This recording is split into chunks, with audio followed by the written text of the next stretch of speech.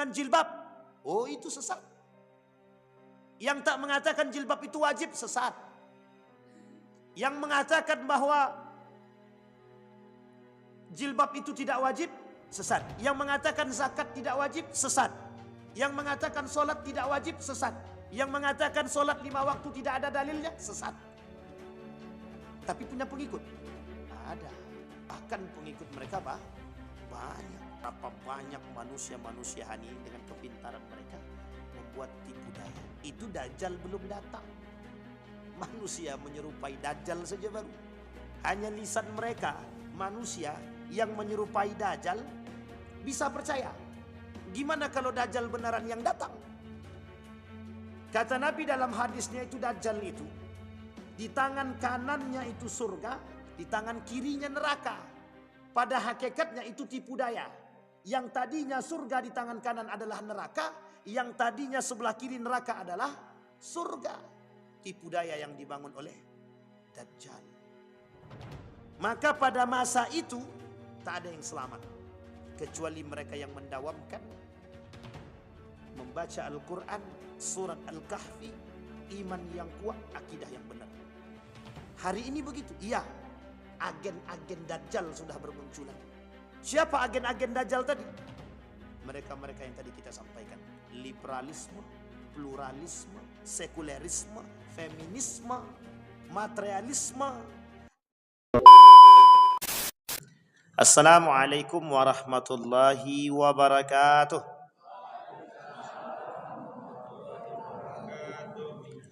Alhamdulillahi rabbil alamin. Alhamdulillahilladzi arsala rasulahu bil huda wa dinil haq liyudhhirahu 'alad dini kullih wa kafa billahi syahida. Ashhadu an la ilaha illallah wahdahu la syarika lah wa ashhadu anna Muhammadan 'abduhu wa rasuluhu la nabiyya ba'd. Allahumma salli wa sallim wa barik ala hadzal nabiyil karim. Allahumma salli ala Muhammad wa ala ali Muhammad fil alamin innaka Hamidum Majid. Ya ayuhan nasu attaqu rabbakum alladhi khalaqakum min nafsin wahidah wa khalaqa minha zawjaha wa batta minhuma rijalan katsiran wa nisaa wattaqullaha alladhi tasaaluna bihi wal arham innallaha kana 'alaikum raqiba. Makasih Bang. Wa qala Allah ta'ala ya ayyuhalladzina amanu taqullaha wa qulu qawlan sadida yuslih lakum a'malakum wa yaghfir lakum dhunubakum. Wa may yuti'illaha wa rasulahu faqad faza fawzan 'azima. Puji syukur kehadirat Allah atas limpahan rahmat dengan mengucapkan alhamdulillahi rabbil alamin. Berselawat kepada Nabi dengan mengucapkan Allahumma salli ala Muhammad wa ala ali Muhammad fil alamin innaka Hamidum Majid. Baik Bapak Ibu sekalian yang berbahagia, mudah-mudahan di maghrib ini Allah limpahkan rahmat dan karunia-Nya kepada kita semua. Allah jadikan rumah tangga yang sakinah, mawaddah warahmah. Allah istiqamahkan kita dalam kebaikan dan ketaatan kepadanya. Allah anugerahkan anak-anak yang saleh dan salihah. Bagi orang tua kita yang telah mendahului kita, Allah tempatkan di tempat terbaik di sisinya. Allah terima amal ibadahnya. Kemudian bagi orang tua kita yang masih hidup, Allah sehatkan, Allah kuatkan, Allah berkahkan, Allah limpahkan rahmat dan karunia, dan Allah luaskan rezekinya. Amin ya rabbal alamin. Mudah-mudahan kita semua istiqamah dalam kebaikan dan ketaatan kepada Allah. Amin ya rabbal alamin. Baik Bapak Ibu sekalian yang berbahagia, di pertemuan kali ini kita menyelesaikan kajian kita yang waktu itu kita bahas tentang aliran sesat. Ada 10 kriteria dalam Majelis Ulama Indonesia. Penetapan Majelis Ulama Indonesia menetapkan 10 kriteria aliran sesat. Jadi 10 kriteria aliran sesat ini, jadi ke 10 ini, atau ada di antara salah satu yang 10 ini dalam salah satu kelompok, maka terindikasi dengan paham yang sesat. Karena begini di dalam Al-Quran disampaikan oleh Allah, kelak akan ada yang namanya sesat dan menyesatkan. Dalun yudin. Jadi ada satu gerakan yang sesat dan menyesatkan. Salah satu perbuatan yang saling menyesatkan dulu dikatakan oleh seorang ulama, Di dalam kitabnya Nihayatul Alam Syekh Al-Arifi, begitu juga Syekh Hasim Al-Ash'ari, bermunculan kelompok-kelompok yang aliran-aliran sesat dan lagi menyesatkan, itu bukan disebabkan karena tidak mengerti. Disebabkan oleh pemuka yang mengerti, disebabkan oleh pemuka yang sombong, disebabkan oleh pemuka agama yang condong keangkuhan, bukan karena tidak mengerti, tapi jalan mereka menuju kesesatan. Ada orang-orang yang mengajak kepada kesesatan. Kita ambil contoh kasus DII TII misalkan. Ini kasus yang sangat-sangat harus kita waspadai dari dulu sampai sekarang. DII TII. Kemudian ada aliran komunisme, PKI, sesat dan menyesatkan. Justru mereka anti agama. Kalau ada yang senang dengan PKI, berarti dia terindikasi PKI berarti. Kalau ada orang yang ingin meninggikan sistem komunisme atau aliran komunisme di negara manapun, maka terindikasi PKI atau terindikasi komunis. Salah satu teologi aliran komunis itu anti Tuhan. Jadi komunisme itu anti Tuhan. Mereka tak suka bertuhan. Jadi PKI itu anti Tuhan, anti Tuhan, anti Tuhan. Oh, tapi ada orang PKI itu sholat kamuflase. Kamuflase. Kenapa? Karena Partai Komunis Indonesia itu, atau partai komunis apapun dimanapun mereka, baik di Uni Soviet, baik di Cina, yang namanya komunis anti Tuhan. Sejalan dengan kelompok-kelompok sesat yang lain. Murji'ah begitu juga. Murji'ah tidak anti Tuhan, tapi mereka pelaku dosa besar yang mereka anggap menjadi sebuah kebaikan. Artinya siapapun yang melakukan dosa besar dalam teologi Murji'ah dikembalikan kepada hati masing-masing.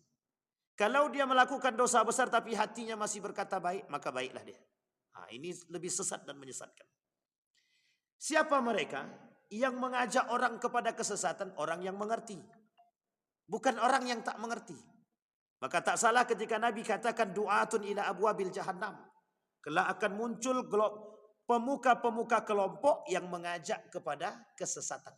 Dan mengajak kepada neraka-neraka jahannam. Baik Bapak Ibu sekalian yang berbahagia. Maka tak salah ketika Majelis Ulama Indonesia menetapkan 10 kriteria. Dan 10 kriteria itu sebenarnya sedikit. Harusnya banyak kriteria yang bisa dianggap menjadi aliran sesat. Tapi disepakati oleh ulama dari sekian banyak itu dibuatlah kriterianya ada 10.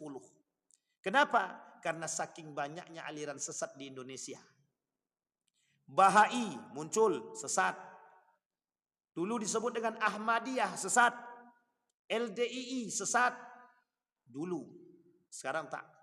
Ada sebagian sudah diakui. Bahai diakui agama baru. Agama baru. Tapi bukan Islam. LDII yang dulunya menyesatkan atau dianggap sesat, sekarang tak sesat. Karena siapapun masuk masjid dia sudah boleh. Tak lagi dicuci kaki dia. Ahmadiyah. Dulu muncul di... Saya lupa Ahmadiyah ini muncul di mana dulu. Di India. Bahai muncul di Mesir. Dan di Saudi Arabia muncul Wahabi. Itu muncul di Saudi Arabia. Britani, buatan Inggris. Ketiga kelompok ini memang besutan Inggris untuk memecah belah umat muslim ketika itu. Syekh Ramadan Al-Buti dalam ceramahnya mengatakan, ketiga kelompok-kelompok sesat ini sengaja dibentuk. Bukan yang membentuk bukan orang tak mengerti, orang mengerti. Nabi palsu Musailamah Al-Kadzab pada masa baginda Nabi Muhammad sallallahu alaihi wasallam, 7 nabi palsu. Meninggal Nabi, naik Abu Bakar Siddiq, muncul 3 nabi palsu. Bukan tak mengerti. Karena keangkuhan, merasa lebih hebat, merasa dapat wahyu. Sehingga bermunculan. Nah, orang-orang hari ini ada yang menyerupai kelompok-kelompok yang tadi kita sampaikan. Orang-orang hari ini, keangkuhan, kesombongan, merasa lebih pintar, mereka menganggap diri mereka sudah menjadi Tuhan. Atau ada yang menganggap diri mereka sudah mendapatkan wahyu, justru mengaku lebih menjadi nabi. Sehingga membangun satu kelompok-kelompok tertentu dan mohon maaf kelompok-kelompok tersebut menjadi sesat dan menyesatkan. Tahun 2020 tahun 2019, tahun 2018 di Indonesia banyak sekali bermunculan aliran-aliran sesat. Bahkan tahun 2000 sebelum turunnya Luqmanul Hakim, Menteri Agama, beliau meresmikan satu agama yang disebut dengan Bahai. Agama itu resmi masuk dalam negara Republik Indonesia di luar agama-agama yang lain. Artinya apa? Apakah gerakan-gerakan tersebut, aliran-aliran tersebut ada pengikutnya? Bukan sedikit, banyak sekali pengikutnya. Nah, kalau sedikit tak ada masalah, cuma 20 orang, oh bisa. Sekali tangkap selesai. Tapi tak segitu. Yang ikut ribuan. Yang ikut ribuan. Yang percaya juga banyak. Artinya apa? Siapa yang bisa membuat orang lain bisa percaya? Apakah orang bodoh? Tidak. Du'atun ila abwabi jahannam. Mesti ada yang mengajak ke arah neraka jahannam. Baik, Bapak Ibu sekalian yang berbahagia. Kemarin kita sampai pada nomor 6. Sekarang kita masuk pada nomor 7. Tapi kita ulang. Pada nomor 6. Dalam kriteria aliran sesat yang dibuat oleh Majelis Ulama Indonesia pada tahun 2007. Yang keenam, mengingkari kedudukan hadis Nabi sebagai sumber ajaran Islam. Tahun 2015 sudah saya sampaikan. Ketika saya masih di Yogyakarta, seorang khatib sedang berkhutbah Jumat. Dalam khutbahnya dia katakan, saya tak percaya dengan hadis Nabi. Pada hakikatnya ada keraguan. Ragu dengan hadis Nabi, hilang iman. Kalau kelompok ini bermunculan, maka disebut dengan kelompok ingkar sunnah. Kelompok yang tak suka dengan Nabi. Kelompok yang mengatakan bahwa Nabi Muhammad itu adalah manusia biasa. Jadi kalau dia berkata wajar, dia dusta. Artinya apa? Dia tak percaya kemukjizatan Nabi. Dia tak percaya dengan Nabi. Dia tak percaya kalau Nabi itu maksum. Sehingga kelompok-kelompok Syiah itu, dengan keberadaan baginda Nabi Muhammad SAW, ada yang lebih maksum dari Nabi. Yang disebut dengan Imam 12. Al-Imam 12. Ithna Ashri. Jadi berapa imam mereka? 12. Lebih maksum daripada baginda Nabi Muhammad SAW. Sampai-sampai ada seorang ustadz mengatakan Syiah itu tidak Islam. Betul. Karena ada sebagian Syiah itu yang tidak mau mengakui diri mereka Islam. Kami tidak Islam tapi kami Syiah. Di Jakarta pada tahun 2014 deklarasi di Jakarta. Kalau saya tak salah 2014. Mereka deklarasi di Jakarta. Apa deklarasi? Mereka katakan kami Syiah bukan Islam. Oh, itu bukan sesat lagi. Sangat menyesatkan. Sangat menyesatkan. Tapi Bapak Ibu, lihat pengikutnya berapa banyak. Gelora Bung Karno penuh. Gelora Bung Karno penuh. Pertanyaannya sederhana. Semakin berkembangnya aliran pesat di Indonesia, berarti kedekatan kiamat itu semakin dekat. Semakin bermunculannya aliran-aliran sesat di muka bumi ini, bertanda semakin jauhnya nilai-nilai agama. Semakin jauh umat muslim dari agama. Apa masalah mereka kok bisa masuk dalam kesesatan? Ada penyebab? Ada. Lemahnya ilmu, lemahnya iman, lemahnya akidah. Tak salah, tak salah. Kristen Ortodoks Syria, Syiah Ortodoks, sudah berbau ortodoks semua. Kristen Ortodoks Syria pakai jilbab. Al-Quran, kitab mereka, mohon maaf, Injil mereka sudah berbahasa Arab. Gerak solat mereka hampir sama dengan gerak solatnya umat muslim. Bayangkan kalau kita tak punya ilmu. Bayangkan kalau kita tak punya iman. Bayangkan kalau kita tak punya akidah. Bergeser akidah kita. Sedangkan yang sesama muslim bisa saling menyesatkan. Apalagi, mohon maaf, mereka-mereka yang menyerupai. Nah, ini yang masalah kita hari ini. Mengingkari kedudukan hadis Nabi Muhammad SAW. Hari ini mungkin tak banyak. Yang mengingkari hadis Nabi mungkin tak banyak. Tapi yang mengingkari sunnah Nabi banyak. Mereka tak mengingkari hadis Nabi, tapi mereka mengingkari sunnah Nabi. Maka kelak bermunculan aliran-aliran sesat tapi nyata. Sesatnya bukan menyesatkan secara akidah, tapi menyesatkan secara akhlak. Siapa mereka? Mereka yang tak menjalankan sunnah-sunnah Nabi. Yang tadinya mereka tak jalankan karena mereka tak mau menjalankan. Tapi kelak bukan lagi tak menjalankan, mereka mengingkari sunnah tersebut. Makan dengan tangan kanan sunnah. Kelak makan tak lagi dengan tangan kanan, dengan tangan apapun boleh. Tidur menghadap kanan sunnah. Kelak orang tidur biasa-biasa saja. Hari ini orang menganggap tidur sebelah kanan. Yang penting kami tidur menghadap kanan, kayak kiri, kayak telentang, kayak atau apapun. Hari ini mereka biasa.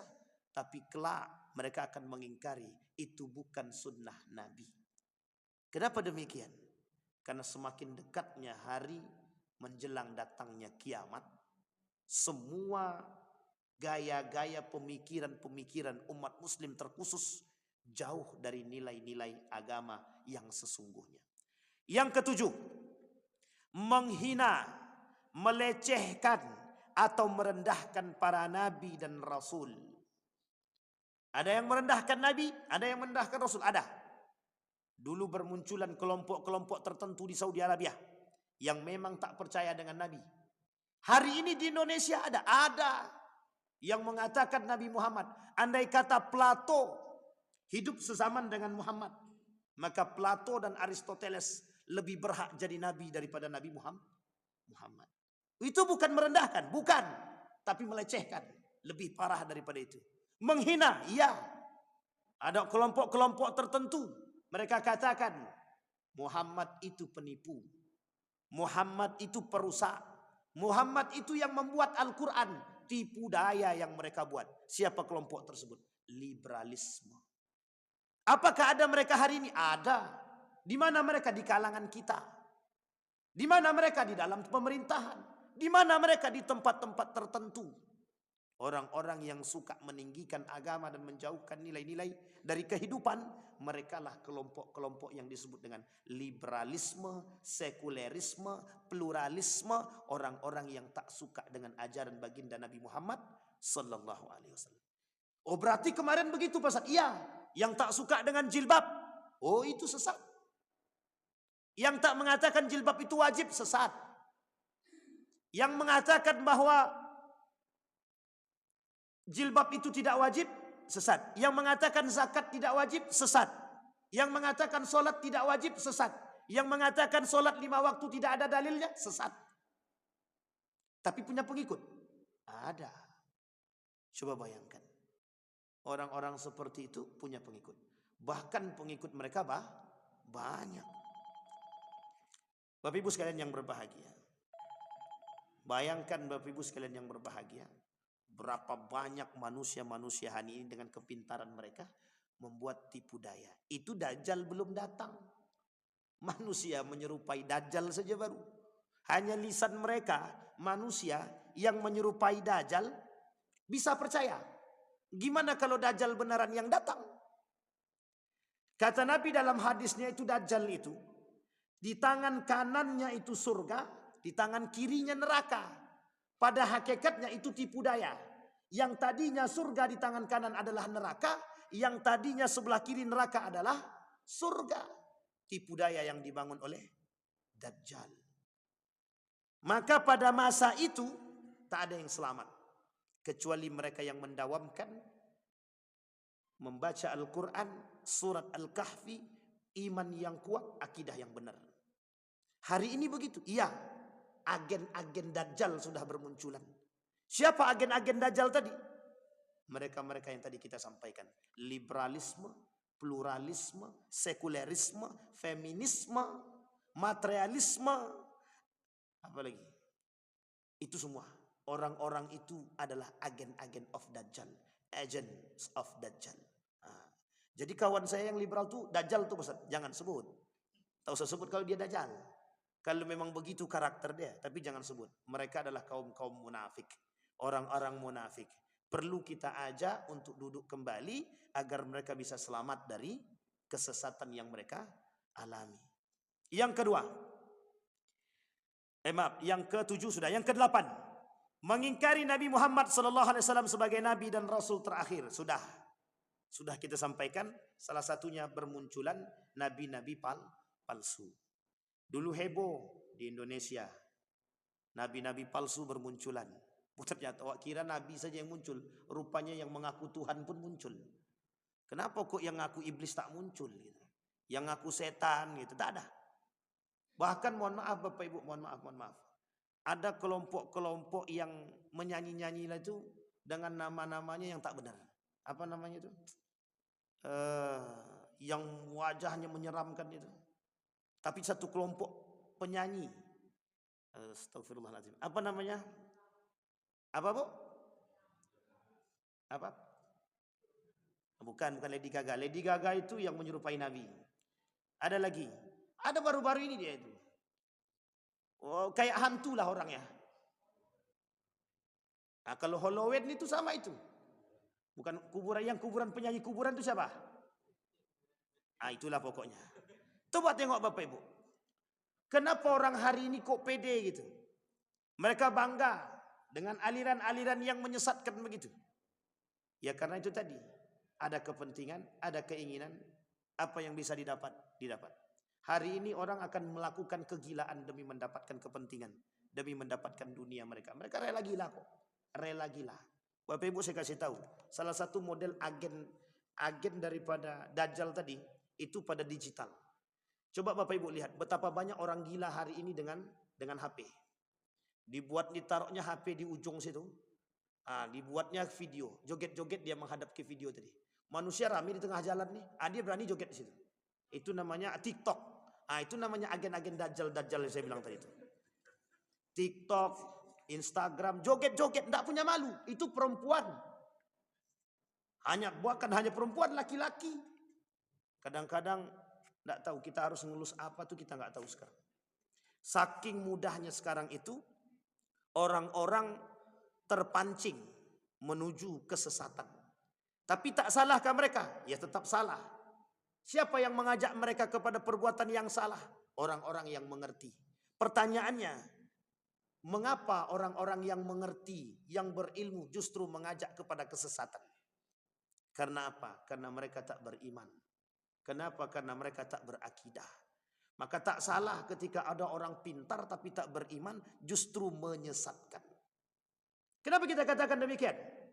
Ya karena sesungguhnya yang menjalankan, sesungguhnya yang mengarahkan mereka kepada jalan yang lurus itu apa? Iman mereka, agama mereka.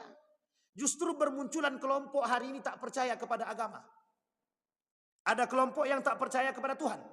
Apa namanya? Ateis. Salah satu buku judulnya Liberalism and Secularism to Manage Islam. Manage to Islam. Liberalisme, sekularisme merusak Islam. Apa poin pertama yang mereka sampaikan? Menjadikan orang-orang berislam ateis. Itu aliran sesat. Liberalisme, sekularisme. Tujuan mereka cuma satu, menjauhkan kita dari agama. Kelak kita menjadi orang-orang yang tidak beragama. Bukan kita mereka yang terbawa. Artinya apa? Pengingkaran mereka terhadap Nabi. Artinya apa? Pengingkaran mereka terhadap sunnah Nabi. Artinya apa? Pengingkaran mereka terhadap ajaran-ajaran agama. Justru mereka tak mau beragama. Kami tak percaya pada nilai-nilai agama. Bapak Ibu kan sudah lihat tuh video yang viral itu. Apa kata pemuka tokoh tadi yang mengatakan? Agama itu musuh negara. Yang ngomong siapa? Lulusan pesantren. Yang ngomong siapa? Profesor. Dia katakan bahwa agama musuh negara. Pertanyaan besar muncul. Kalau agama musuh negara, yang lain musuh siapa? Musuh setan, musuh iblis. Sampai di sini bisa dipahami. Wajar kalau kesesatan semakin merajalela. Wajar. Wajar kalau kelompok-kelompok bermunculan aliran-aliran sesat. Wajar. Kenapa wajar? Karena para tokoh, orang alim yang seharusnya mengajak kepada jalan yang benar, justru mengajak kepada aliran yang sesat lagi menyesatkan. 9. Mengubah, menambah, dan atau mengurangi pokok-pokok ibadah yang telah ditetapkan syariat. Seperti haji ke Baitullah, salat fardu tidak 5 waktu. Ini saya sampaikan. Tahun 2017 saya ketemu dengan orang ini. Apa kata mereka? Hari ini beliau sudah bergelar profesor. Di dalam kelas dengan lantang dia bilang begini. Kenapa haji itu 1 kali dalam setahun? Kenapa haji itu 1 kali dalam? Saya tanya Bapak Ibu, haji di bulan apa? Zul. Sekarang pertanyaannya, apakah di dalam Al-Quran ada pernyataan resmi Allah katakan haji di bulan Zulhijjah? Ada tidak Allah katakan di dalam Al-Quran haji di bulan Zulhijjah? Pernyataan seperti itu ada atau tidak? Kalau tak ada, boleh tidak haji di bulan-bulan yang lain? Mulai bingung. Tak boleh, kata siapa? Tak boleh. Sekarang pertanyaannya, apakah haji harus ke Baitullah? Harus. Siapa yang mengharuskan? Siapa yang mewajibkan? Apa ritual haji? Apa saja haji? Apa tujuan haji? Tujuan haji apa? Kalaulah orang-orang mengagungkan, mohon maaf, jangan tersinggung. Kalau ada yang mengagungkan. Ada kelompok-kelompok tertentu yang mengagungkan Pakistan lebih baik daripada Mekah. Ada kelompok tertentu yang mengatakan seharusnya haji tidak hanya di bulan Zulhijjah, tapi bisa di bulan-bulan yang lain. Karena tidak ada pernyataan Allah resmi yang mengatakan haji di bulan Zulhijjah. Kira-kira kalau yang ngomong profesor percaya apa tak percaya? Ini kira-kira dulu. Ibu-ibu, bapak-bapak. Yang ngomong profesor percaya apa tidak? Coba bayangkan. Kalau yang ngomong S1, S2, masih ragu kami Ustaz. Ini yang ngomong profesor. Apa kata profesor? Tidak ada itu istilah haji harus di bulan Zulhijjah itu. Bisa kok ditambah bulan lain. Akhirnya yang terjadi, mahasiswa bengong. Diam mahasiswa semua. Ada yang mengatakan, iya juga ya, kata dia. Nah, coba bayangkan. Yang ngajak sesat tuh profesor tuh. Akhirnya apa? Tercuci otak mahasiswa tadi. Kemudian dikatakan,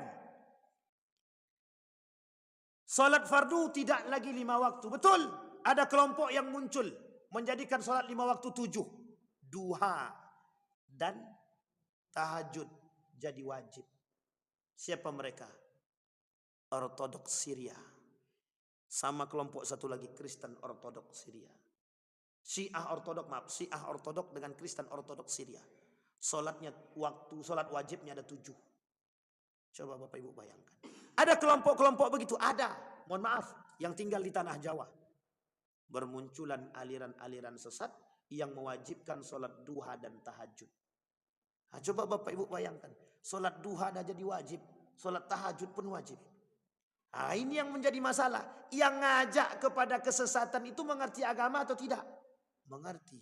Ada yang lulus pesantren, ada yang bergelar doktor, ada yang bergelar profesor. Justru yang percaya kepada kesesatan itu juga bergelar profesor. Itu yang kita salutkan. Pertanyaannya adalah, mengapa orang yang berilmu masih bisa terkecoh? Kenapa? Karena iman yang lemah, akidah yang lemah. Orang diangkat, dimuliakan oleh Allah itu karena apa? Ilmu dan iman. Kalau cuma punya ilmu, iman tak ada, mudah bagi Allah untuk menghinakan. Itu contohnya. Profesor dia, kurang gelar apa?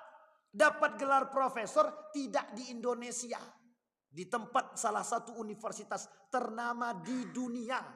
Gelarnya profesor itu dapat di sana. Bisa lebih menyesatkan. Pertanyaan kita sederhana. Kurang pintarkah dia? Tidak. Pintar banget malah. Tapi kok bisa? Begitulah ketika Allah berkehendak. Allah akan memuliakan dan menghinakan orang yang dikehendaki oleh Allah. Apa tolak ukur penghinaan itu? Iman. Yang lemah imannya, tinggi ilmunya bisa menyesatkan. Tapi orang yang beriman tapi kurang atau lemah ilmunya belum tentu menyesatkan. Yang paling baik yang mana? Imannya kuat, ilmunya baru aman, baru jelas, baru betul. Kalaulah iman dia kuat, ilmunya masih lemah, mungkin masih bisa digoyang. Tapi kalau ilmunya tinggi, imannya tak ada, rusak semua. Tapi kalau yang paling baik adalah iman tinggi, ilmu kuat. Sehingga wajar ketika Allah mengatakan wattaqullah wa yu'allimukumullah. Bertakwalah kalian, niscaya aku cerdaskan. Maka ibu-ibu sekalian yang Bapak Ibu sekalian yang berbahagia. Kenapa ulama, Majelis Ulama Indonesia punya perhatian terhadap ini? Karena mohon maaf, pada tahun 2017 Majelis Ulama Indonesia bersama-sama menonton sebuah film. Ada salah satu film, saya tak sebut judulnya. Film ini disutradarai oleh Hanum Bramantio. Oh pasti tahu semua ini mesti. Apa yang dilakukan oleh Majelis Ulama Indonesia? Semua Majelis Ulama Indonesia duduk menonton itu. Sekitar 20 lebih. Pusat, Majelis Ulama Pusat. Termasuk salah satunya Fahmi Salim. Duduk mereka memperhatikan video tersebut, film tersebut. Film pendek, meskipun durasinya 1 jam. Tapi dianggap film pendek. Apa yang terjadi? Di dalam film tersebut memasukkan nilai-nilai kesesatan, pencampuraduan agama. Bayangkan dalam film tersebut, justru agama lain yang ditinggikan, agama Islam justru distorsi, dikotomi, disudutkan. Apa kata Fahmi Salim dalam tulisan dia dalam kitab tafsir sesat? Apa kata beliau? Beliau kritik, ini film mengandung unsur ajaran-ajaran kesesatan yang condong membuat umat muslim sesat pada pemahaman keagamaan mereka. Artinya apa Bapak Ibu? Umat muslim hari ini mudah terpelosot. Kenapa? Dangkalnya pemahaman agama, dangkalnya iman, dangkalnya akidah. Akhirnya apa yang terjadi? Mudah bagi umat muslim hari ini mengikuti perbuatan-perbuatan yang mohon maaf, mereka tak mau cari tahu dulu kebenaran agama tersebut, kebenaran gerakan tersebut, kebenaran program tersebut. Sehingga apa yang terjadi? Main ikut-ikut aja. Taklid buta. Dampak daripada taklid buta, kata Ustadz Ahmad Sarwat, dampak daripada taklid buta justru lebih banyak mengantarkan orang-orang yang beribadah kepada ajaran yang sesat lagi menyesatkan. Berbahaya atau tak berbahaya Bapak Ibu? Sekarang pertanyaan kita adalah, kalaulah banyak aliran sesat ini tersebar di muka bumi ini, bagaimana cara kita menjaga generasi kita? Dulu Bapak Ibu di tahun 2010 kalau saya tak salah, itu tersebar Al-Quran dengan tambahan nama-nama surat sekitar 7. Dan itu tersebar sampai ke daerah Pelalawan. Dulu ya. Sampai tersebar ke daerah, beberapa daerah di Pekanbaru.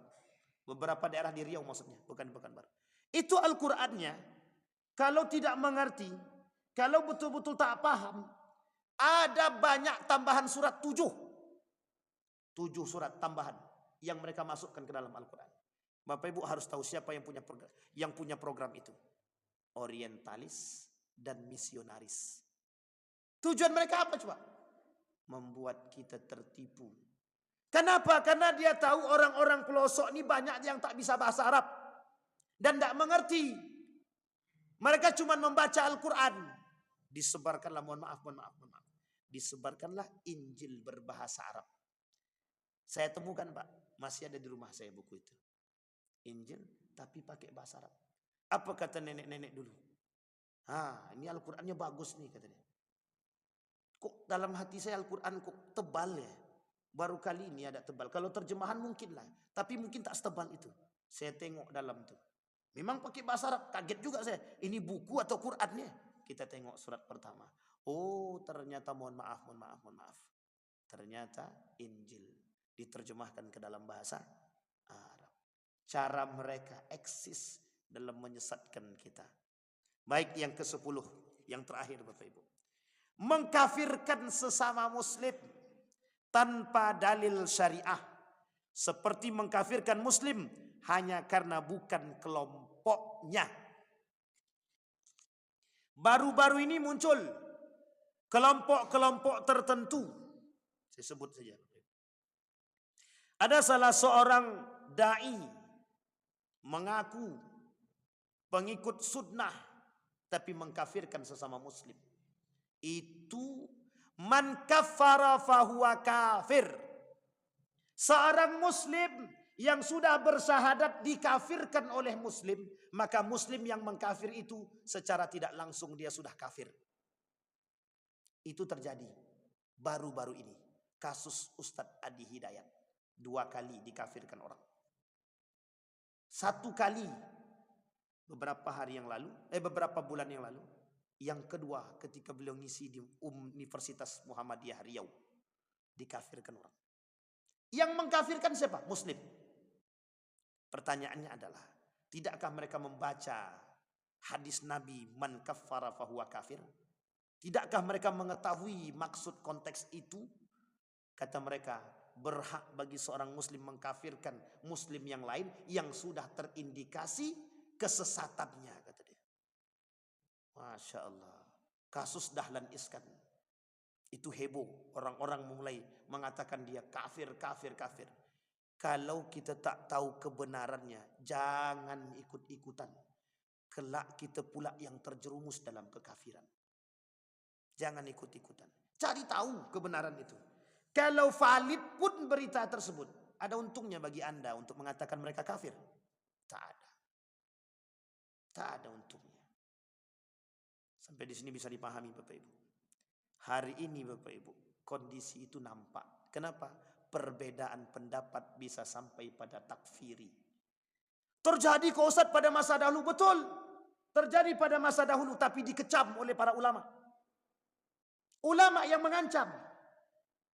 Karena merujuk kepada hadis Nabi. Karena merujuk kepada pemahaman agama. Karena merujuk kepada ayat Al-Quran. Hari ini dengan mudah lisan mereka mengatakan, kalau kau ibadah bentuk ini, masuk neraka kau nih. Mudah kita mengatakan orang masuk dalam neraka. Padahal kita belum tentu kebenaran apakah kita masuk surga atau neraka. Satu ketika Abu Nawas sedang keliling kota. Sering sekali mendengarkan kalimat orang-orang yang mengatakan masuk neraka, masuk neraka. Kau ni makal masuk neraka, kau ni masuk neraka, masuk neraka. Apa kata Abu Nawas? Mulai besok diambilnya lampu strongking. Keliling daerah. Ketika itu yang menjadi khalifah adalah Harun Ar-Rasyid. Berjalan dia siang dan malam dibawanya lampu. Tujuan cuma mencari neraka. Apa kata orang-orang? Ketika bertanya, Abu Nawas, apa yang kau lakukan? Aku sedang mencari neraka. Sampai orang-orang kata kepada Abu Nawas, kau gila. Abu Nawas dilawan. Akhirnya apa yang terjadi? 3 hari kemudian Abu Nawas diadukan kepada Harun Ar-Rasyid. Dipanggil oleh Khalifah Harun Ar-Rasyid. Betulkah kau mencari neraka? Betul. Apakah kau sudah gila? Tidak. Kemudian Abu Nawas menjawab. Ketika ditanya oleh Harun Ar-Rasyid, apa yang membuat engkau mencari neraka? Jawaban Abu Nawas sederhana. Hari ini aku sering mendengar orang-orang saling mengklaim si A, si B masuk neraka dengan perbuatan mereka. Makanya aku cari nerakanya di mana. Kok sampai mereka sudah tahu nama si Anu sudah masuk neraka? Apa yang dilakukan oleh Harun Ar-Rasyid? Tertawa terbahak-bahak Harun Ar-Rasyid. Kemudian Harun Ar-Rasyid menyampaikan, betul yang dikatakan Abu Nawas. Tak ada yang tahu siapa yang bakal menjadi penghuni neraka ataupun surga. Bisa jadi orang yang melakukan kesesatan bertobat kepada Allah, Allah terima tobatnya, Allah masukkan ke dalam surga. Bisa jadi, mohon maaf, orang-orang yang hari ini taat beribadah, Allah balikkan hati mereka. Na'udzubillah, thumma na'udzubillah. Ya muqallibal qulub, tsabbit qulubana ala dinika wa ta'atik. Sangat tidak mungkin. Sangat mungkin sekali bagi Allah. Artinya apa? Disitulah kemudian Nabi mengatakan, tidak boleh bagi seorang muslim mencela muslim yang lain. Sibabul muslimin fusuq wa qitaluhu kufrun. Mengejek muslim saja kita tak boleh. Apalagi kita harus mengkafirkan. Lebih daripada itu. Bahkan kalau kita membunuh dianggap kafir. Bagaimana kalau kita mengkafirkan sesama muslim?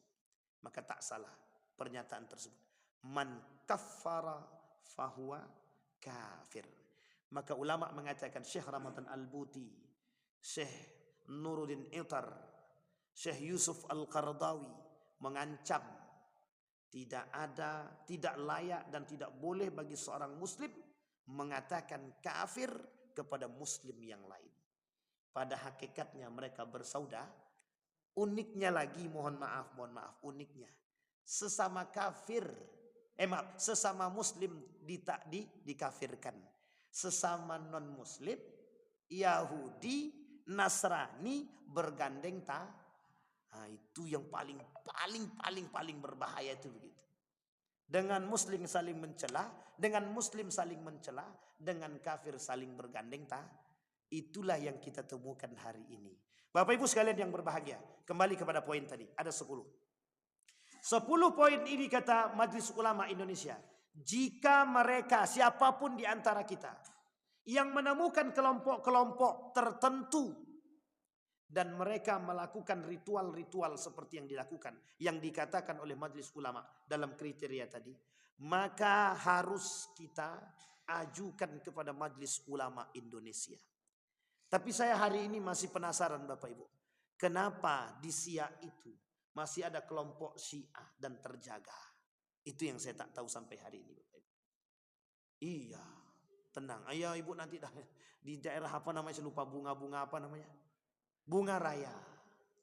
Boleh nanti lewat. Kalau yang mau jalan ke Pak Ning, sehingga sebelah kiri nanti tertulis besar itu, tulisannya Syiah. Saya bilang geleng kepala saya, ini kemana pemerintahnya? Kemudian di daerah masih di Kabupaten Siak ada satu kelompok. Jadi ini namanya sinkritisme. Kelompok-kelompok yang masuk Islam, tapi masuk Islamnya bukan untuk beribadah secara Islam, tapi memang hanya untuk menikahi anak gadis orang, untuk mendapatkan pekerjaan. Sehingga ketika sholat Jumat mereka sholat Jumat, habis sholat Jumat mereka sesajen. Itu masih ada kelompok-kelompok demikian, masih banyak. Mohon maaf yang dari Syiah itu masih ada, karena saya barusan melakukan penelitian itu belum lama, mungkin sekitar setahun yang lalu, di salah satu daerah yang kita sebut dengan Tanjung Pal. Itu masih Kabupaten Siak. Di Bengkalis ditemukan baru-baru ini kelompok majelis ilmu yang boleh menyentuh perempuan. Laki-lakinya boleh menyentuh perempuan. Itu di Bengkalis. Terindikasi aliran sesat. Di Pelalawan tahun 2019 DII-TII dibasmi oleh Polda, diusir oleh Polres, disikat oleh Polsek. Habis. Tapi kita tidak tahu apakah betul habis semuanya. Kita tidak tahu. Ternyata di mana base camp mereka ada di Kampar. Bayangkan. Orang-orang yang mengkafirkan dan menyesatkan itu di mana? Kampar. Muhammadiyah. Apa namanya? Firqah Dhalah. Nahdlatul Ulama. Firqah Dhalah. Siapa mereka yang menyesatkan kelompok-kelompok? Muslimkah mereka? Muslim. Apa dalil mereka? Apa alasan mereka menyesatkan kelompok-kelompok yang lain? Tanpa mau mengambil intisari dari ibadah yang dilakukan. Satu saja, karena menganggap diri paling benar, angkuh, sombong, dan merasa paling jumawa dan merasa paling soleh. Allah tunjukkan kehebatan mereka di hadapan manusia. Apa yang terjadi? Lisannya berucap tanpa sadar. Akhirnya apa? Mereka datang. Itu kesesatan, sesat. Terlanjur menyesatkan orang. Dengan jumawa mereka katakan adalah sesat. Bapak Ibu sekalian yang berbahagia, dari poin yang 10 tadi Bapak Ibu, apa yang harus kita lakukan hari ini? Yang harus kita lakukan hari ini pertama, pelajari agama sebaik mungkin. Satu, karena hukum mempelajari ilmu agama wajib ain, bukan fardu kifayah, bukan sunnah muakkadah, apalagi sunnah. Hukum mempelajari ilmu agama wajib, ala kulli fardin, setiap manusia di antara kita. Yang kedua, perkuat akidah. Perkuat akidah. Karena orang yang lemah akidah yang bisa disesatkan. Yang ketiga, perkuat. Yang keempat, kembali kepada Al-Quran. Kembali kepada. Yang kelima, kembali kepada kalam Nabi. Kembali kepada hadis.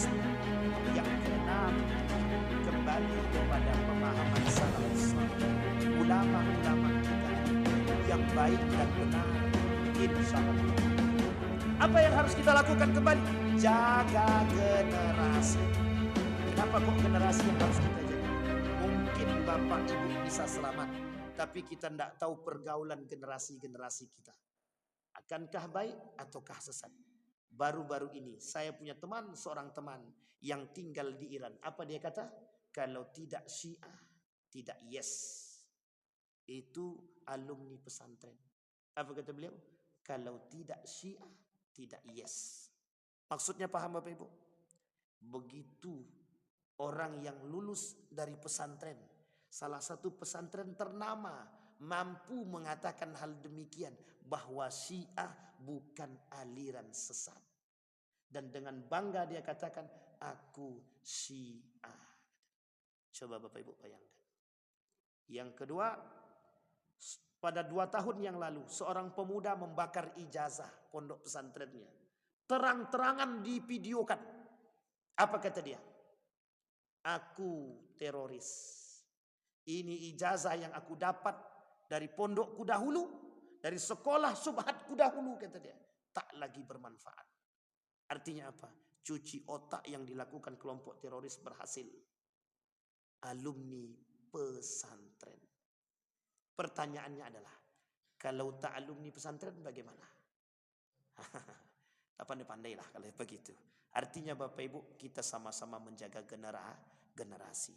Ajak anak-anak kita, paling tidak mohon maaf, gunakan kekuatan kita, gunakan ketegasan kita, gunakan kekerasan. Keras di sini artinya adalah tegas kepada anak generasi kita. Kenapa demikian? Mohon maaf. Perkembangan teknologi pesat, sangat pesat. Kalau kita tak hati-hati, kita takutkan mereka terjerumus dalam aliran-aliran sesat. Bisa dipahami Bapak Ibu? Anak SMK di Pekanbaru punya kelompok WA LT. Itu SMK. Saya kira itu saja, mudah-mudahan bermanfaat bagi kita semua. Fa'tabiru ya ulil absar la'allakum tuflihun. Assalamualaikum warahmatullahi wabarakatuh.